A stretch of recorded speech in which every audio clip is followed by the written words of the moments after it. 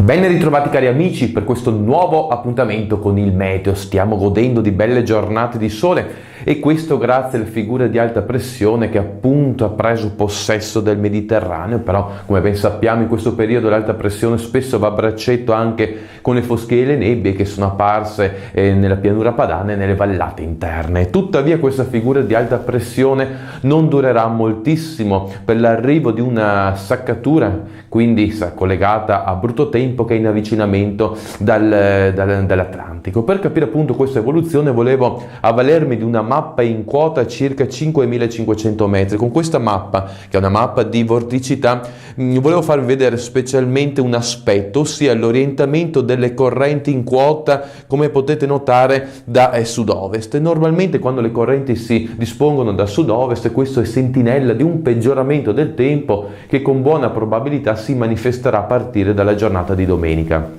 Ma per capire meglio tale evoluzione andiamo a vedere cosa accadrà anzitutto nella giornata di sabato. Nella giornata di sabato possiamo notare l'assenza o quasi assenza di precipitazioni, a parte qualcosetta sulla Liguria, però sul resto del territorio il tempo si manterrà tranquillo. Alla volta di domenica invece il tempo è destinato a peggiorare. Le aree con maggiore interesse più che altro di precipitazioni intense saranno la Liguria e parte del nord, specialmente la Lombardia e il Triveneto, e sul resto d'Italia invece le condizioni di tempo si manterranno tranquille.